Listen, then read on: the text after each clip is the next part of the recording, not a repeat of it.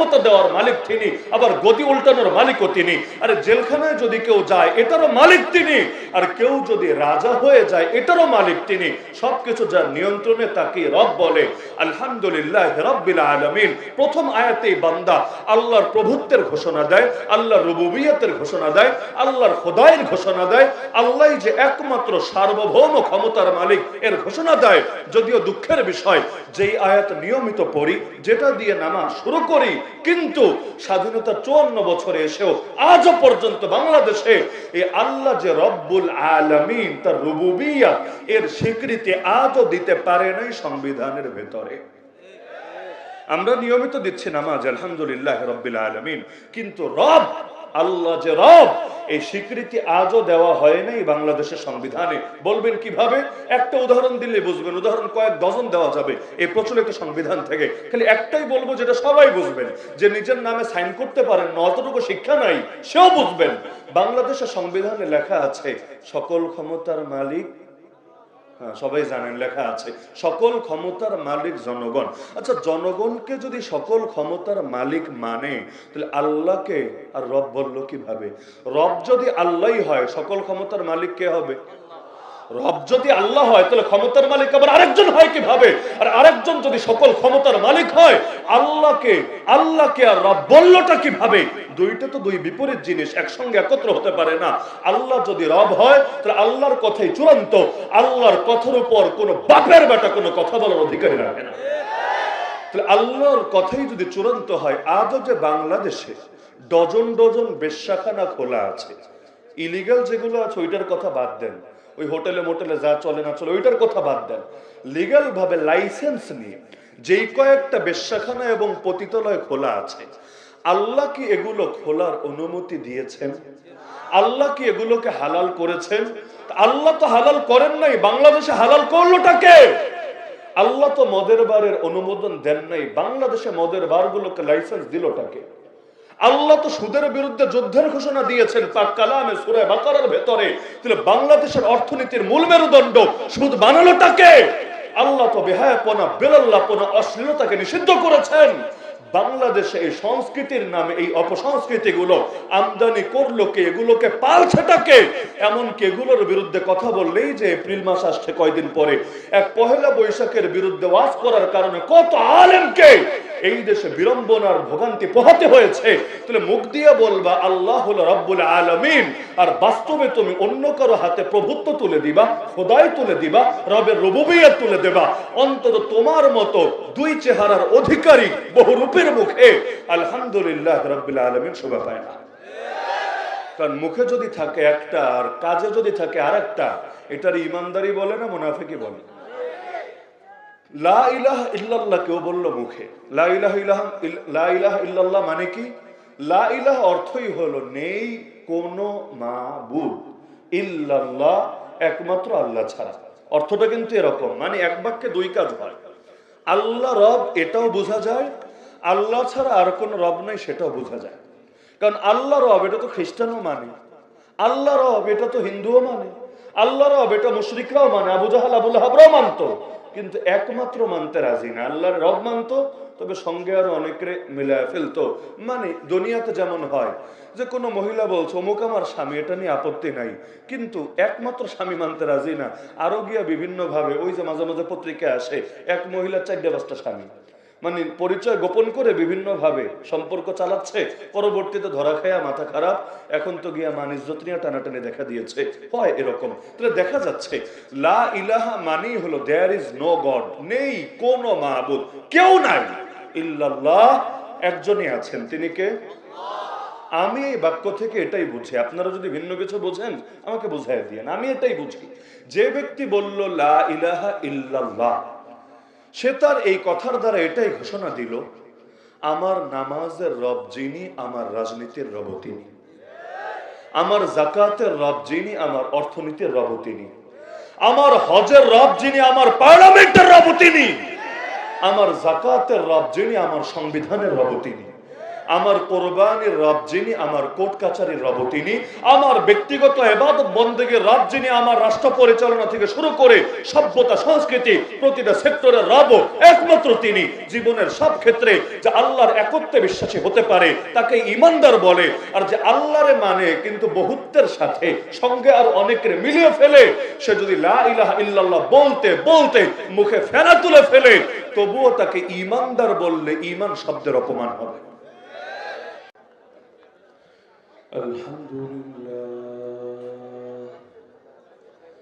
আলহামদুলিল্লাহ ওয়াহদাহু ওয়া কাফা ওয়া সালামুন আলা ইবাদিহিল্লাযীনা ইসতাফা। أما بعد فأعوذ بالله من الشيطان الرجيم. بسم الله الرحمن الرحيم. اهدنا الصراط المستقيم صراط الذين أنعمت عليهم غير المغضوب عليهم ولا الضالين.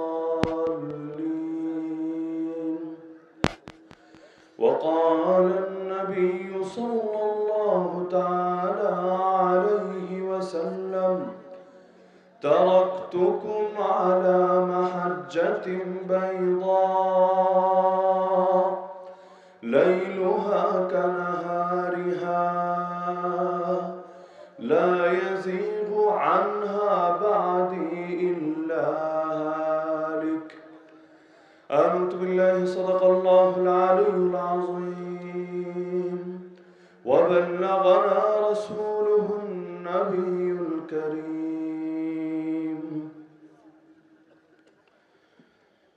চালখার মোড় যুব সমাজ ও ব্যবসায়ী বৃন্দের উদ্যোগে আয়োজিত আজকের এই পঞ্চম বার্ষিক ইসলামী সম্মেলনের সম্মানিত সভাপতি মণ্ডলী, উপস্থিত আমার সালাতে আজ ওয়াজিবুল ইহতারাম হযরত উলামায়ে কেরাম, এলাকার গণ্যমান্য মুরব্বীগণ, স্থানীয় এবং দূরদূরান্ত থেকে আগত দিন দরদি কোরআন প্রেমী প্রিয় তাওহীদি জনতা এবং পর্দার আড়ালে থাকা মা বোনেরা, কাকতালীয়ভাবে মাহফিলের তারিখটা ইনশাআল্লাহ একটা ঐতিহাসিক তারিখে পরিণত হয়ে যাবে। যেই সময় আপনারা এখানে বসে বসে ওয়াজ শুনছেন, বাংলাদেশের অধিকাংশ জায়গায় তো ভাঙচুর চলছে। ঐতিহাসিক বুলডোজার দিবস নাম পড়ে কি না আমার তো ভেতরে একটা আশঙ্কা জাগছে যে 5ই ফেব্রুয়ারি ঐতিহাসিক বুলডোজার দিবস ধানমন্ডির 32 থেকে শুরু করে ওদিকে কুষ্টিয়া খুলনা বহু জায়গায় হচ্ছে। তো কাকতালীয়ভাবে হতে পারে যে মাহফিলের দিনটাই হয়তো একটা ঐতিহাসিক দিনে পরিণত হয়ে গেল, বাকিটা আল্লাহ তাআলাই ভালো জানেন। যে ভাইয়ের আলহামদুলিল্লাহ জালেমের জুলুমের বিরুদ্ধে গিয়ে অবস্থান নিয়েছে এবং আপনারা যারা কোরআনের আকর্ষণে এবং কোরআনের টানে কোরআনের প্যান্ডেলে ছুটে এসেছেন, উভয়ের জন্যই আল্লাহ তাআলার কাছে শুভকামনা। আল্লাহ তাআলা উভয় জাতিকে কামিয়াবি দান করুন। তো খুতবার মধ্যে কোরআন মাজিদের একেবারেই প্রথম সূরা সূরাতুল ফাতিহা শেষ 3টা আয়াত আমি তেলাওয়াত করেছি। অতি পরিচিত আয়াত, যে আয়াতগুলো আমরা নিয়মিত নামাজের মধ্যে পড়ে থাকি, প্রতি ওয়াক্তে প্রতি রাকাত নামাজে। এই আয়াতগুলোকে সামনে রেখে মৌলিক কয়েকটা বার্তা আরজ করে আলোচনার ইতি টানবো ইনশাআল্লাহ। যেহেতু অনেক ওলামায়ে কেরাম আলোচনা করেছেন, সারাদিন ধরে আলোচনা শুনতে শুনতে আপনার ইতিমধ্যে ক্লান্ত হয়ে যাওয়ার কথা, আর আমার পরে আলোচক আছেন, এর জন্য লম্বা চওড়া কোনো আলোচনা করার ইচ্ছা নেই। তো সূরাতুল ফাতিহা হলো পুরো কোরআনের সারনির্যাস। পুরো কোরআনের মধ্যে যেই যেই বিষয়বস্তুতে আল্লাহ তাআলা আলোচনা করেছেন, এর মৌলিক বিষয়গুলো এক সূরাতুল ফাতিহার মধ্যে অতি সংক্ষিপ্ত আকারে মৌলিকভাবে আল্লাহ রাব্বুল আলামিন আলোচনা করে দিয়েছেন। সূরাতুল ফাতিহার মধ্যে আমরা একাংশ পড়ি, আল্লাহ তাআলা আর একাংশ জবাব দেন আমাদের পড়ার প্রতিক্রিয়া হিসাবে। ফাযকুরুনি আযকুরকুম, বান্দা তোমরা আমার জিকির করো, আমি তোমাদের জিকির করব, তোমরা আমাকে স্মরণ করো, আমি তোমাদেরকে স্মরণ করব। সূরাতুল ফাতিহার মধ্যে আমরা বলি আলহামদুলিল্লাহি রাব্বিল আলামিন, সমস্ত প্রশংসা আল্লাহর, যিনি তামাম জাহানের রব, সমস্ত জগতের রব। সঙ্গে সঙ্গে আল্লাহ জবাব দিয়ে ফেলেন হামিদানি আবদি, আরে আমার বান্দা আমার প্রশংসা করেছে। আমরা বলি আর রহমানির রহিম, আমার আল্লাহর পরিচয় তিনি পরম করুণাময়, চির দয়ালু। তৃতীয় আয়াতে যাওয়ার আগে আল্লাহর পক্ষ থেকে জবাব চলে আসে, আসনা আলাইয়া আবদি, আমার বান্দা আমার গুণগান বর্ণনা করেছে। আমরা বলি মালিক ইয়াউমিদ্দিন, আমার আল্লাহ বিচার দিবসের মালিক, বিচার দিবসের অধিপতি। সঙ্গে সঙ্গে আল্লাহ রাব্বুল আলামিনের পক্ষ থেকে ঘোষণা চলে আসে, মাজ্জাদানি আবদি, আমার বান্দা আমার গৌরব বর্ণনা করেছে। আমরা বলি ইয়াকা না'বুদু ওয়া ইয়াকা নাস্তাঈন, ইবাদত করি একমাত্র আপনার, সাহায্য চাই একমাত্র আপনার কাছে। সঙ্গে সঙ্গে আল্লাহ বলেন, হাদা বাইনি ওয়া বাইনা আবদি ওয়া লিআবদি মা সাআল, এটা আমার মাঝে আর আমার বান্দার মাঝে, বান্দা যা চেয়েছে তার জন্য সেটা রয়েছে। এরপর 3 আয়াত জুড়ে আমরা একটা দোয়া করি, ইহদিনাস সিরাতাল মুস্তাকিম থেকে ওয়ালা দাল্লিন পর্যন্ত। এই দোয়া শেষ হওয়া মাত্র আমরা আমিন বলার আগে আল্লাহর জবাব চলে আসে, হাদা লিআবদি ওয়া লিআবদি মা সাআল। আরে বান্দা এই দোয়াটা তার নিজের জন্য করেছে, বান্দা যা চেয়েছে তার জন্য সেটার বরাদ্দ রয়েছে। তাহলে একাংশ পড়ি আমরা, একাংশ পড়েন আল্লাহ। তো এই সূরাতুল ফাতিহার মধ্যে মূলত কি দোয়াটা করি আল্লাহর কাছে, এটাই হলো আমার আজকের মৌলিক আলোচ্য বিষয়। যে আল্লাহর কাছে যে আমরা ডেইলি প্রতি ওয়াক্তে প্রতি রাকাতে চাচ্ছিটা কি? কারণ চাওয়া যদি মুখ থেকে হয় আবেগ একরকম থাকবে, চাওয়াটা যদি বুক থেকে আসে আবেগটা আরেক রকম থাকবে। মুখের কথা আর বুকের কথা কিন্তু একরকম হয় না, দুটোর মধ্যে আবেগে পার্থক্য থাকে। আর আবেগের মাত্রা যত বেশি হবে কবুল হও ইনশাআল্লাহ তত সহজ হবে। লা ইয়াকবালুল্লাহু দুআ কলবিন গাফিলিন লাহিন, আল্লাহ উদাসীন অন্তরের দোয়া কবুল করেন না। আর যেই দোয়া দিল থেকে বের হয় ওই দোয়া আরশে আজিম পর্যন্ত পৌঁছতে সময়ও লাগে না। তাহলে কি দোয়াটা করি আল্লাহর কাছে বোঝা দরকার নাকি দরকার না?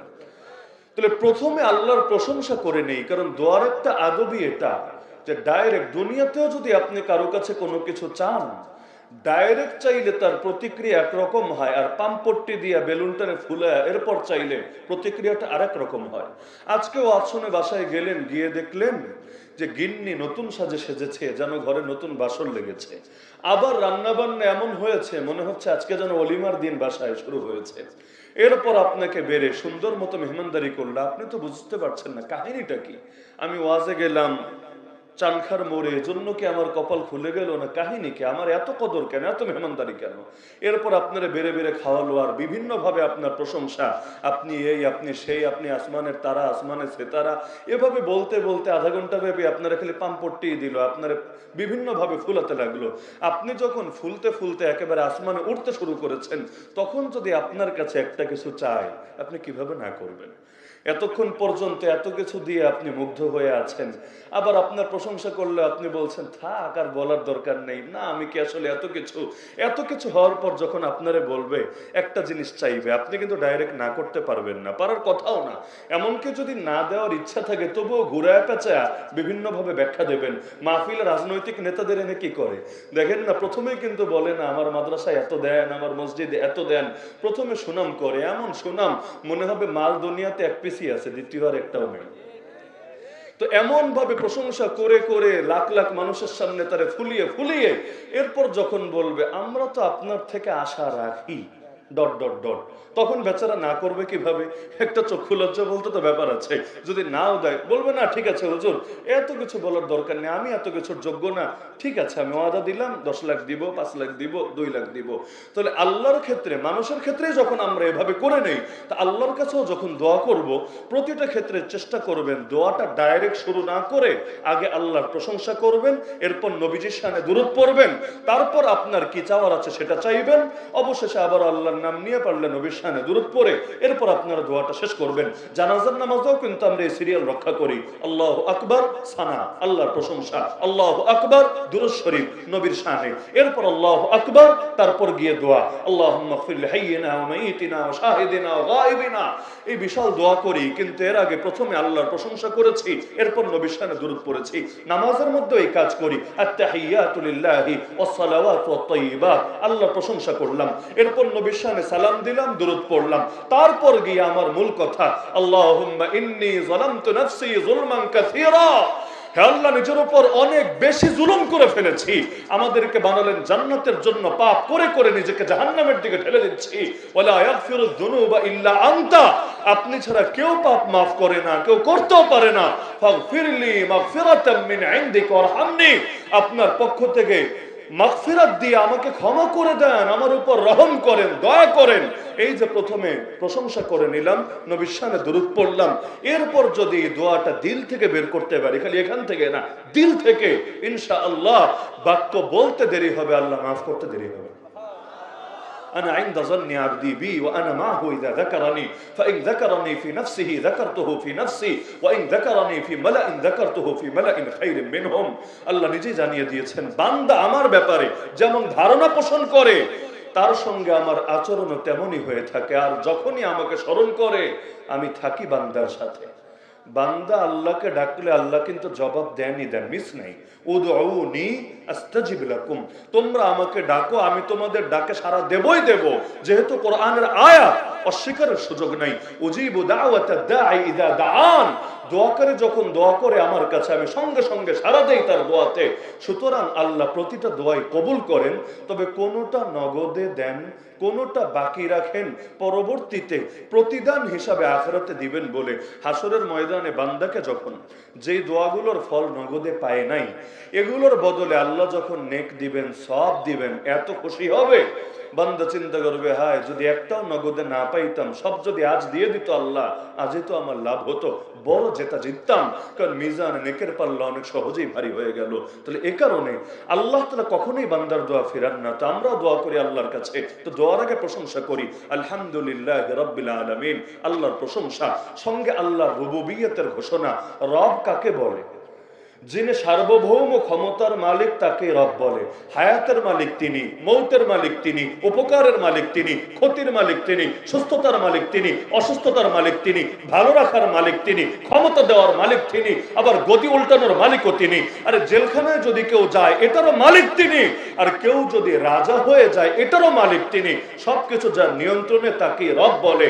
আলহামদুলিল্লাহি রাব্বিল আলামিন। প্রথম আয়াতেই বান্দা আল্লাহর প্রভুত্বের ঘোষণা দেয়, আল্লাহর রুবুবিয়তের ঘোষণা দেয়, আল্লাহর খোদাইয়ের ঘোষণা দেয়, আল্লাহই যে একমাত্র সার্বভৌম ক্ষমতার মালিক এর ঘোষণা দেয়।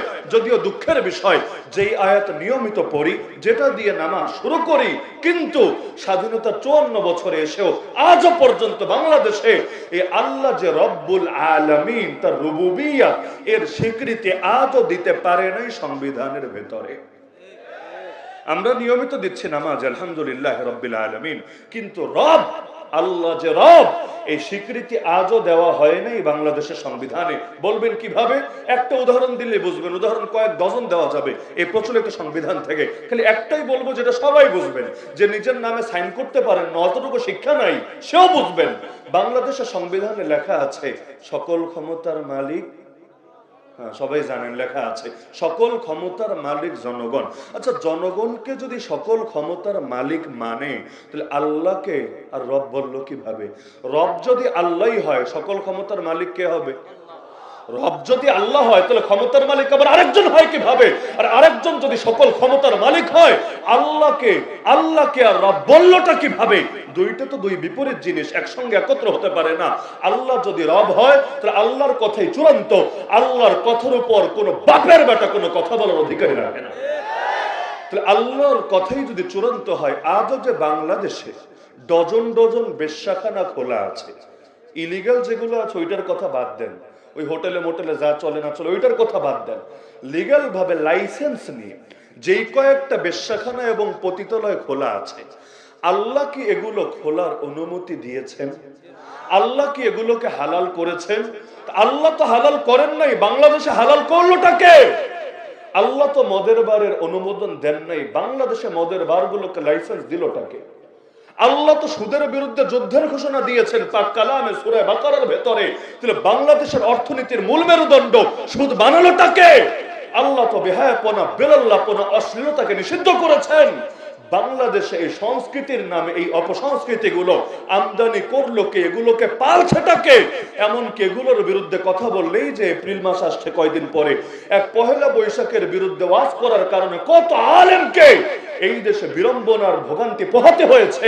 তাহলে মুখ দিয়ে বলবা আল্লাহ হলো রব্বুল আলামিন, আর বাস্তবে তুমি অন্য কারো হাতে প্রভুত্ব তুলে দিবা, খোদাই তুলে দিবা, রবের রুবুবিয়ত তুলে দেবা। অন্তত তোমার মতো দুই চেহারার অধিকারী বহুরূপের মুখে আলহামদুলিল্লাহ রাব্বিল আলামিন শোভা পায় না। কারণ মুখে যদি থাকে একটা আর কাজে যদি থাকে আর একটা, এটার ইমানদারি বলে না মুনাফিকি বলে? লা ইলাহা ইল্লাল্লাহ কেউ বলল মুখে, লা ইলাহা ইল্লাল্লাহ মানে কি? লা ইলাহা অর্থই হলো নেই কোনো মাবুদ ইল্লাল্লাহ, একমাত্র আল্লাহ ছাড়া। অর্থটা কিন্তু এরকম, মানে এক বাক্যে দুই কাজ হয়। আল্লাহ রব এটাও বোঝা যায়, আল্লাহ ছাড়া আর কোন রব নাই সেটাও বোঝা যায়। কারণ আল্লাহ রব এটা তো খ্রিস্টানও মানে, আল্লাহ রব এটা তো হিন্দুও মানে, আল্লাহ রব এটা মুশরিকরাও মানে, আবু জাহাল আবু লাহাবরাও মানতো, কিন্তু একমাত্র মানতে রাজি না। আল্লাহর রব মানতো, তবে সঙ্গে আরো অনেকে মিলায় ফেলতো। মানে দুনিয়াতে যেমন হয় যে কোনো মহিলা বলছে অমুক আমার স্বামী, এটা নিয়ে আপত্তি নাই, কিন্তু একমাত্র স্বামী মানতে রাজি না। আরো গিয়া বিভিন্ন ভাবে, ওই যে মাঝে মাঝে পত্রিকায় আসে এক মহিলার 4-5টা স্বামী, মানে পরিচয় গোপন করে বিভিন্ন ভাবে সম্পর্ক চালাচ্ছে, পরবর্তীতে ধরা খায়া মাথা খারাপ, এখন তো গিয়া মান ইজ্জত নিয়ে টানাটানি দেখা দিয়েছে। হয় এরকম। তাহলে দেখা যাচ্ছে লা ইলাহা মানেই হলো দেয়ার ইজ নো গড, নেই কোন মাবুদ, কেউ নাই, ইল্লাল্লাহ, একজনই আছেন, তিনি কে? আমি এই বাক্য থেকে এটাই বুঝি, আপনারা যদি ভিন্ন কিছু বোঝেন আমাকে বুঝাই দিয়েন। আমি এটাই বুঝি, যে ব্যক্তি বলল লা ইলাহা ইল্লাল্লাহ, সে তার এই কথার দ্বারা এটাই ঘোষণা দিল, আমার নামাজের রব যিনি, আমার রাজনীতির রব তিনি, আমার যাকাতের রব যিনি, আমার অর্থনীতির রব তিনি, আমার হজের রব যিনি, আমার পার্লামেন্টের রব তিনি, আমার যাকাতের রব যিনি, আমার সংবিধানের রব তিনি, আমার কোরবানির রব যিনি, আমার কোর্ট কাচারির রব তিনি, আমার ব্যক্তিগত ইবাদত বন্দেগীর রব যিনি, আমার রাষ্ট্র পরিচালনা থেকে শুরু করে সভ্যতা সংস্কৃতি প্রতিটা সেক্টরের রব একমাত্র তিনি। জীবনের সব ক্ষেত্রে যে আল্লাহর একত্বে বিশ্বাসী হতে পারে তাকে ঈমানদার বলে। আর যে আল্লাহরে মানে কিন্তু বহুত্বের সাথে সঙ্গে আর অনেকের মিলিয়ে ফেলে, সে যদি লা ইলাহা ইল্লাল্লাহ বলতে বলতে মুখে ফেনা তুলে ফেলে, তবুও তাকে ঈমানদার বললে ঈমান শব্দের অপমান হবে। আমি তো এটাই বুঝি, আপনারা কি ভিন্ন কিছু বুঝেন? লা ইলাহা ইল্লাল্লাহ মানে জীবনের সব ক্ষেত্রে মাবুদ কে? মসজিদেও আমার মাবুদ আল্লাহ, মাদ্রাসায়ও আমার মাবুদ আল্লাহ, মাহফিলও আমার মাবুদ আল্লাহ, খানকাহও আমার মাবুদ আল্লাহ, মার্কাজও আমার মাবুদ আল্লাহ, তাবলীগও আমার মাবুদ আল্লাহ, রাজনীতিতেও আমার মাবুদ আল্লাহ, অর্থনীতিতেও আমার মাবুদ আল্লাহ, বিচারাচারেও আমার মাবুদ আল্লাহ, সংস্কৃতিতেও আমার মাবুদ আল্লাহ, সভ্যতায়ও আমার মাবুদ আল্লাহ, ব্যাংকিংও আমার মাবুদ আল্লাহ, পার্লামেন্টে আমার মাবুদ আল্লাহ। জীবনের সব ক্ষেত্রে মাবুদ একজনই, আল্লাহ আল্লাহ আল্লাহ। কারণ যখন জন্মেছিলাম এটাই শুনিয়ে দেওয়া হয়েছিল আল্লাহু আকবার, ডান কানে বাম কানে উভয় কানে, নেত্রকোনায় তো উভয় কানে শোনায় নাকি? আল্লাহু আকবার মানে কি? আল্লাহ সবচাইতে বড়। শুধু এতটুকু শোনায় না, পুরো আজান দেয়, ইকামত দেয়, এর মধ্যে খালি আল্লাহ বড় এতটুকু নাই। আশহাদু আল্লাহ ইলাহা ইল্লাল্লাহ আছে নাকি? নাই। এক আল্লাহ ছাড়া দ্বিতীয় কোনো মাবুদ নাই। যখন মরবেন তখনও কিন্তু আপনাকে শুয়ে দিয়ে সে আল্লাহু আকবার, একই কথা আবারও রিপিট হবে, আল্লাহু আকবার আল্লাহু আকবার আল্লাহু আকবার আল্লাহু আকবার, 4-4 বার বলা হবে। এমনকি মজার বিষয়, আজান ইকামত হয়ে গেছে, নামাজটা খালি বাকি আছে। জানাজার নামাজে আজান দেয় নাকি নেত্রকোনা?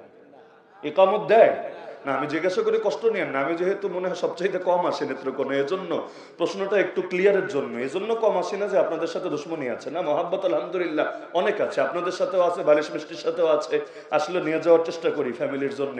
তো মহাব্বতে ঘাটতি নেই আলহামদুলিল্লাহ, কিন্তু আমার জন্য দূরত্ব অনেক বেশি, তো এই জন্য জানাশোনা একটু কম থাকতে পারে, এজন্য জিজ্ঞাসা করে করে ক্লিয়ার হয়ে নিচ্ছি। এজন্য জিজ্ঞাসা করলে মন খারাপ করেন না, হুজুর কি জানে না নাকি? না, আপনাদেরটা শুনতে পারছি। সবক তো উভয় পক্ষ থেকে আলোচনা হলে দিলে ভালো বসবে ইনশাআল্লাহ। হ্যাঁ, তো যে প্রসঙ্গে বলছিলাম যে এই যে আলহামদুলিল্লাহ রাব্বিল আলামিন বললাম, তাহলে জীবনের সব ক্ষেত্রে রব কাকে মানলাম? কারণ সেই রুহের জগতেও রবের ঘোষণা, আলাস্তু বিরাব্বিকুম, আমি কি তোদের রব না? ক্বালু বালা, আমরা বলেছিলাম অবশ্যই আপনি আমাদের রব, দ্বিতীয় কেউ রব হতে পারে না। কবরে রাখার পর প্রথম প্রশ্ন কি? এটাই, মান রব্বুকা, তোর রব কে? একই কথা, রুহের জগতে যেটা শুনেছেন একই প্রশ্ন আবারও শুনছেন। কেন? মাঝখানে একটা পরীক্ষা হয়ে গেছে। এত বড় পরীক্ষা দেওয়ার পরে জবাব কি ঠিকই থাকে না চেঞ্জ হয়, এটা আল্লাহ যাচাই করছেন। তো শুরুতেও রবের ঘোষণা, শেষেও রবের ঘোষণা, মাঝখানেও রবের ঘোষণা। মাঝখানে পার্থক্য, জন্মেছি, আজানও হয়ে গেছে, ইকামত হয়ে গেছে। আচ্ছা, ইকামত আর নামাজের মধ্যে ব্যবধান তো অনেক বেশি থাকে, তাই না? অনেক বেশি থাকে না, সামান্য ব্যবধান। ইকামতের পরে তো আর তেমন কিছু হয় না। বেশি থেকে বেশি যদি কাতার বাঁকা টাকা থাকে, একটু ইমাম সাহেব কাতারটা সোজা করতে বলে, ওই এদিকে আসো, ওই এটা করো, এই এটা করো, এভাবে বলে। ওই সৌদি আরবে গেলেও দেখবেন ইকামত শেষ বলে সাওয়ু সুফুফাকুম ফাইন্না তাসওয়িয়াতাস সুফুফি মিন ইকামাতিস সালাহ, কাতার সোজা করো। কাতার সোজা করা নামাজ কায়েমের অংশ। তবে বাঙালি আবার অ্যাডভান্স, তো সব কাজে অ্যাডভান্স, মাশাআল্লাহ। শুভ কাজে দেরি করে না, সেটা নির্বাচনের ভোটাভুটি হোক আর সেটা নামাজের জন্য মুসল্লি দাঁড় করানোই হোক। নির্বাচনের ভোটাভুটি তাহাজ্জুদের টাইমে সাইরা দেয়, কারণ শুভ কাজে দেরি করতে নাই। দেরি করার কি দরকার? আর শেষ রাতে আল্লাহ দুনিয়ার নিকটবর্তী আসমানে আসে, আল্লাহ বান্দাকে ডাকে, বান্দা তোর কি লাগবে বল, ক্ষমা লাগলে ক্ষমা করে দিব, রিজিক লাগলে রিজিক দেব, তোর যা লাগবে বল। আল্লাহ শেষ রাতে ডাকে না? ডাকে। বান্দা তখন যারা মরে গেছে ওদের পক্ষ থেকে ভোট টোট দিয়ে, যারা জিন্দা আছে এনআইডি কার্ড হয়নি ওদের পক্ষ থেকে সিল ছাপ্পড় মেরে বলে আল্লাহ আপাতত আর 5টা বছরের জন্য গদি লাগবে, আর কি বা লাগবে। তো এখন দেখা যায় যে শুভ কাজ ওইখানে সম্পন্ন করে রাখে আগেই।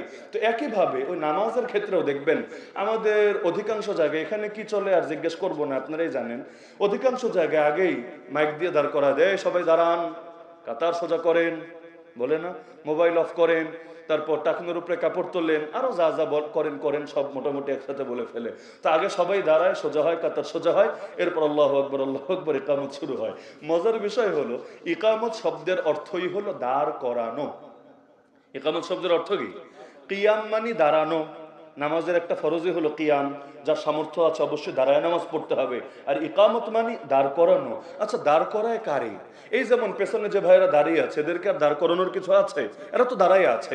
দাঁড় করানো যাবে কাকে? এই যে আপনারা যারা বসে আছেন, অথবা কেউ যদি শুয়ে টুয়ে থাকে, এদেরকে না দাঁড় করানো যাবে। দাঁড়ানো লোকরে আবার দাঁড় করায় কিভাবে? তো ইকামত মূলত দেওয়াই হয় বসা লোকগুলারে দাঁড় করানোর জন্য, কারণ একটু পর আল্লাহু আকবার বলে নামাজ শুরু হবে। এখন বাংলাদেশে আগেই দাঁড় করায় রাখে, পরে আর ইকামত দেওয়ার তাৎপর্যটা আর কতটুকু থাকে? মানে যেই কাজ ইকামতের ওই কাজ আগেই করে রাখে। যদিও এটাকে সুন্নাত দাবি করার সুযোগ নাই, তবে বেদাত বলবো না, তবে সুন্নার ব্যতিক্রম আমি অবশ্যই বলবো। সুন্নাত হলে এটা ইকামত হবে, ইকামত শুনে মানুষ দাঁড়ায় যাবে। ইকামতের কাজই এইটা, ইকামতের কাজই এইটা, বসা লোকগুলোর দাঁড় করানো। তবে আমরা ওই যে বলেছি শুভ কাজে দেরি করি না, তো এজন্য একটা অ্যাডভান্স আছে, এক ধাপ আগবের এই কাজ করি, ভালোই লাগে আমার কাছে। 6 আগস্ট লং মার্চের ঘোষণা দেওয়া হলো, 5 আগস্টে শুভ কাজ সম্পন্ন হয়ে গেল আলহামদুলিল্লাহ। আজকে রাত 9টার সময় ধানমন্ডি 32 নম্বরে বুলডোজার অভিযান চালানোর ঘোষণা দেওয়া হলো, রাত 8টার সময় কাজ হয়ে গেল আলহামদুলিল্লাহ। মানে মোটামুটি সব জায়গায় একটা অ্যাডভান্স আমরা থাকি। তো বলছিলাম আলহামদুলিল্লাহ রাব্বিল আলামিন, এই বাক্য তার মুখেই মানায় যে একমাত্র আল্লাহর সার্বভৌম ক্ষমতার ঘোষণা দেয়। জাতি হিসাবে আমাদের জন্য চরম দুঃখ, ব্যর্থতা, লজ্জার, গ্লানির বিষয়। এটা ভাইবেন না কিয়ামতের দিন আল্লাহ কাউকে ধরবেন, অবশ্যই ধরবে। কারণ নবী বলেছে অন্যায় দেখলে 1 নম্বর কাজ হাত দিয়ে প্রতিরোধ করা, না পারলে মুখ দিয়ে প্রতিবাদ করা। তা হাত তো এই জাতি যদি 90% মুসলমান থাকে, তাহলে শক্তি ব্যবহার করতে পারবে না কোন দুঃখে? সংবিধান মানেই হলো সরকারের সঙ্গে জনগণের লিখিত চুক্তি। তো জনগণ যা চাইবে সংবিধানে তাই থাকবে, এটাই তো যুক্তির দাবি। তো এই জাতি যদি লা ইলাহা ইল্লাল্লাহ চাই, এই জাতি যদি আলহামদুলিল্লাহ রাব্বিল আলামিন চাই, তাহলে আগামী দিনে যেই সংসদে যেই সংবিধান লেখা হবে তার মধ্যে সকল ক্ষমতার মালিক আল্লাহ, এটাও থাকা চাই। যদি থাকে ওই সংবিধান মুসলমান মানতে পারে, যদি না থাকে সংস্কারের নামে হোক আর যেই নামে হোক, ওই রকম আবার নতুন কোন কুফরি সংবিধান চাপালে যাতে সেটাকে ধরে ছিঁড়ে টুকরা টুকরা করে ডাস্টবিনে ছুঁড়ে ফেলবে। তাহলে আলহামদুলিল্লাহ রাব্বিল আলামিন থেকে মালিক ইয়াউমিদ্দিন পর্যন্ত আল্লাহর প্রশংসা করলাম। ইয়াকা না'বুদু ওয়া ইয়াকা নাস্তাঈন বলে নিজের গোলামের ঘোষণা দিলাম। ইবাদত করি একমাত্র আপনারই। কেন? কারণ আপনি যেহেতু একমাত্র রব, সুতরাং দ্বিতীয় কারো ইবাদতের কারণ নাই। তো রব হবে একজন, ইবাদত হবে বহুজনের, কোনো কারণ নাই। ইয়াকা না'বুদু, ইবাদত করি একমাত্র আপনার, ওয়া ইয়াকা নাস্তাঈন, সাহায্য চাই একমাত্র। আসলেই যদি চায় তাহলে কথাটা মানা যায়। যদি এমন হয় মাজারে গিয়ে বলে, এদিক থেকেও যায় অনেকে, আমার বাড়ি যেহেতু সিলেট শাহজালাল মাজারের পাশে, কারা যায় না যায় মোটামুটি জানা তো আছে। কেউ গিয়ে দেখা যায় সেজদায় লুটিয়ে পড়ে, আব্বা ও আব্বা একটা বাচ্চা দাও না। বিয়ে হয়ে গেছে 10 বছর 12 বছর, বাচ্চা কাচ্চা হচ্ছে না, আব্বার কাছে চাচ্ছে, আব্বা একটা বাচ্চা দাও না। ভাবটা এমন, কবরের মধ্যে প্যাকেট করা বাচ্চা আছে, ডায়াপার পরা কিউট বেবি আছে, এগুলো যদি চায় কবরের কোনা দিয়ে ফুটা কইরা বাইরে পার্সেল পাঠায় দিবে। কি আজীব এক তামাশা, এই লোক নামাজে দাঁড়ায় বলবে ইয়াকা নাবুদু ওয়া ইয়াকা নাস্তাঈন, আল্লাহর কাছে সাহায্য চাইলে আল্লাহ সাহায্য করে, কারণ ক্ষমতার মালিক কে? রয়ের কাছে সাহায্য চাইলে কি হবে? ফয়সালা যদি উল্টাটা হয়ে থাকে আল্লাহর পক্ষ থেকে। আমেরিকার কাছে সাহায্য চাইলে কি হবে? ফয়সালা যদি উল্টাটা হয়ে থাকে আল্লাহর থেকে। এজন্য যে কোনো জিনিস আগে কবুল করিয়ে নিতে হবে আল্লাহর থেকে, তবেই বাস্তবায়িত হবে জমিনের বুকে। এজন্য জোতার ফিটাও যদি ছিঁড়ে যায়, নিজের বাপ মাও যদি অসুস্থ হয়ে যায়, নিয়ম হল আগে চায় নাও আল্লাহর থেকে, এরপর কাজ করো দুনিয়ার বুকে, অতি সহজেই পাওয়া যাবা। যদি আল্লাহর থেকে কবুল না করো, দুনিয়াবাসী কেউ কিচ্ছু করতে পারবে না। সূরা বুরুজের নাম শুনেছেন? 30 নম্বর পরে একটা সূরা আছে না, সামা ইযাতিল বুরুজ। এই সূরার মধ্যে আল্লাহ তাআলা একটা জাতির ঘটনা শুনিয়েছেন, যাদেরকে আসহাবুল উখদুদ বলে। কুতিলা আসহাবুল উখদুদ আন-নারি যাতিল ওয়াকুদ। এই যে আল্লাহ তাআলা যেটা শুনিয়েছেন, তো পুরোটা শোনানোর মতো সময় নাই এবং এটা আপনাদেরকে কষ্ট দিয়ে উচিত হবে না। আমি পুরো ঘটনা থেকে শুধু একটা পয়েন্ট আনতে চাই। একটা বাচ্চা ঈমান এনেছিল, তখন আমার রাসূল দুনিয়াতে আসেন নাই, ঈসা আলাইহিস সালামের উপর ঈমান এনেছিল, তাওহীদের উপর ছিল। কিন্তু জামানার বাদশা খালি মুশরিকি না, নিজেরে খোদা দাবি করে ফেলেছিল, খোদা। তো এই বাচ্চাটারে, লম্বা ঘটনা, এই বাচ্চাটাকে নিয়ে যখন গ্রেফতার করলো, বাচ্চারে বলল তুই আমারে খোদা মেনে নে, আমি তোরে ছেড়ে দেব। কারণ সেই বাচ্চা, যদিও বাচ্চা ছিল, আল্লাহ তাআলা তাকে বিশাল শক্তি দিয়েছিলেন, কারামত দান করেছিলেন। জন্মান্ধের জন্য দোয়া করে দিল, আল্লাহ তার চোখ ঠিক করে দিতেন। কুষ্ঠ রোগীর জন্য দোয়া করে দিল, আল্লাহ তাকে সুস্থ বানায় দিতেন। তো বাদশা বললেন আমি চাই না তোরে হাতছাড়া করতে, তুই আমারে খোদা মেনে নে, আমি তোর কোনো ক্ষতি করব না, কোনো টর্চার করব না, কোনো জুলুম করব না। সেই বাচ্চা বলল যখন আল্লাহকে রব মেনেছি, লা ইলাহা ইল্লাল্লাহর ঘোষণা দিয়েছি, দ্বিতীয় কাউকে আমি খোদা মানতে পারবো না, এতে জান চলে গেল, আমার কোনো আপত্তি নাই। বাদশা এবার তাকে হত্যা করার জন্য একটা বাহিনী দিয়ে, আর্মিদেরকে দিয়ে পাঠায় দিল পাহাড়ের চূড়ায়। উদ্দেশ্য হলো পাহাড়ের চূড়া থেকে ধাক্কা দিয়ে নিচে ফেলবে, বাচ্চাটা যাতে মারা যায় এবং তার মৃত্যু নিশ্চিত করে বাহিনী ফিরে আসবে। তো বাচ্চারা নিয়ে গেল পাহাড়ের চূড়ায়। সে তো একটা বাচ্চা, তার কি বা করার আছে? কিন্তু মুসলমানদের অদৃশ্য একটা শক্তি আছে, যেই শক্তি পারমাণবিক বোমার চাইতেও বেশি পাওয়ারফুল। সেটা হলো আর-দুআ। মুসলমান যখন দোয়া করে, যদি কবুল হয়ে যায়, পৃথিবীর কিচ্ছু লাগে না। আল্লাহ তাআলা যিনি ওসিলা সহ দিতে পারেন, তিনি ওসিলা ছাড়াও দিতে পারেন। বাচ্চা পাহাড়ের চূড়ে উঠে আল্লাহর কাছে বিচার দিয়ে দিল, আল্লাহুম্মা কফিনিহিম বিমা শিতা। বাক্যটা মুখস্থ রাখতে পারেন, এরকম মুসিবতে বললে আপনারা উপকার দিবেন ইনশাআল্লাহ। সহিহ মুসলিম শরীফের মধ্যে লম্বা হাদিস আছে, এর মধ্যে এই বাক্য আছে। বাচ্চাটা বলল আল্লাহুম্মা কফিনিহিম বিমা শিতা, হে আল্লাহ আপনি আমার জন্য ওদের ব্যাপারে, ওদের মানে বাহিনী যারা আছে, কারণ সে তো একা বাচ্চা মানুষ, খালি হাতে কি বা করতে পারবে। এজন্য আল্লাহরে বলছে আল্লাহ আপনি আমার জন্য ওদের ব্যাপারে যেভাবে চান সেভাবে যথেষ্ট হয়ে যান। মানে আপনি কেমনে সাইজ করবেন এটা আমি বলে দিব না, কিন্তু আমি আপনার হাওলা করে দিলাম, আপনি আমার জন্য ওদের ব্যাপারে যথেষ্ট হয়ে যান। আল্লাহ যদি যথেষ্ট হয়ে যায় আর কিছু লাগে? কোরআনে সূরা জুমারে আল্লাহ নিজে প্রশ্ন ছুড়েছেন, আলাইসাল্লাহু বিকাফিন আবদা, আল্লাহ কি যথেষ্ট না নিজ বান্দার জন্য? বদরের ময়দানে আল্লাহ যথেষ্ট হয়েছিলেন, মুসলমানদের কিচ্ছু ছিল না। আল্লাহ তাআলা নিজেই সেই ঘটনার দিকে ইঙ্গিত করে বলেন, ফালাম তাকতুলুহুম ওয়ালাকিন্নাল্লাহ কাতালাহুম, তোমরা মারো নাই, তোমরা মারবা কিভাবে? আল্লাহ নিজে মেরেছেন বদরের ময়দানে 70টা কাফেরকে। ওমা রামাইতা ইয রামাইতা ওয়ালাকিন্নাল্লাহ রামা, হে নবী আপনি যখন ধুলো ছুঁড়ে মেরেছিলেন আপনি মারেন নাই। আরে এক মুঠো ধুলো ছুঁড়ে মারলেন, 1000 লোকের চোখে গিয়ে পৌঁছলো, কিভাবে সম্ভব? আসলে হাত ব্যবহার হয়েছে আপনার, কিন্তু ওয়ালাকিন্নাল্লাহ রামা, মেরেছেন আল্লাহ নিজে। তো এই বাচ্চার ক্ষেত্রে এটা হয়ে গেল আলহামদুলিল্লাহ। কারণ ইসমে আজম নাম শুনেছেন না? নাম শোনেন না জীবনে? ইসমে আজমের ফজিলত সবাই জানেন। এটা বলে যে দোয়া করবে আল্লাহ সেই দোয়া কবুল করবেন। লাকাদ আল্লাহ বিসমিহিল আযম আল্লাযী ইন সুইলা বিহি আজাবা ওয়া ইন দুআয়া বিহি আতা। ইসমে আজম আসলে কোনটা? অনেক ইমামের মত আছে, এটা ছাত্র ভাইয়েরা বিশেষ করে মাথায় গেঁথে রাখতে পারেন। অনেক ইমামের মত আছে ইসমে আজমটা আপেক্ষিক। মানে কি? আল্লাহ তাআলা তার এক একজন বান্দার জন্য এক একটা বাক্যকে ইসমে আজম বানায় দেয়। যেমন নবী ইউনূসের জন্য আল্লাহ ইসমে আজম কোনটাকে বানিয়েছেন সবাই জানেন, লা ইলাহা ইল্লা আনতা সুবহানাকা ইন্নী কুনতু মিনাজ জালিমিন। কিন্তু নবী আইয়ুবের ইসমে আজম কোনটা ছিল? তিনি কিন্তু এই বাক্য দিয়ে দোয়া করেন নাই, তার বাক্য ছিল আলাদা। কি বাক্য? রব্বি আন্নী মাসসানিয়া দুররু ওয়া আনতা আরহামুর রাহিমিন। নবী ইব্রাহিমের দোয়া দেখেন। আবার আরেকটা ইমাম আবুল হাসান শাযিলির দোয়া দেখেন, ওই হিজবুল বাহর নামে এখনো সংকলিত আছে, দেখেন দোয়া কিন্তু আরেকটা। এই বাচ্চার জন্য সে কিন্তু লা ইলাহা ইল্লা আনতা সুবহানাকা দিয়ে দোয়া করলো না, সে দোয়া করলো আল্লাহুম্মা আল্লাহুম্মা কফিনিহিম বিমা শিতা। আলহামদুলিল্লাহ, এমন ইসমে আজমের কাজ দিয়েছে আল্লাহ, তাদের দিলের মধ্যে ঢেলে দেয়। দিল যখন পবিত্র থাকে আল্লাহ তাআলার বিশেষ কিছু ইলহাম নাজিল হয় দিলের উপরে। বুজুর্গদের উপরেও আসে, নবীদের উপরও আসে। নবীদের উপর তো ওহী আসে, কিন্তু সবার উপর তো ওহী আসবে না। যে নবী না তার উপর ওহী আসবে কিভাবে? মুসা আলাইহিস সালামের মায়ের উপরেও তো এসেছিল, কিন্তু সেটা ওহী ছিল না, ইলহাম ছিল। মারিয়াম আলাইহিস সালামের উপরও এসেছিল, সেটা ওহী ছিল না, ইলহাম ছিল। এই বাচ্চার দিলও আসলো আলহামদুলিল্লাহ, এটা ওহী ছিল না, ইলহাম ছিল। এই বাচ্চা দোয়া করতে দেরি, ভূমিকম্প শুরু হতে দেরি না। পাহাড় কাঁপতে কাঁপতে সবগুলো সেনা সদস্য পড়ে মারা গেল, সে একা ঠিকই বেঁচে রইল। চাইলে কিন্তু পালিয়ে যেতে পারতো, ঝামেলা নাই, কিন্তু পালালে নিজে বাঁচবে, কিন্তু তাকে তো জাতির ঈমান বাঁচাতে হবে। বাংলাদেশে যে আলেমরা জুলুমের শিকার হয়েছে, চাইলে পারে না বিদেশে চলে যেতে?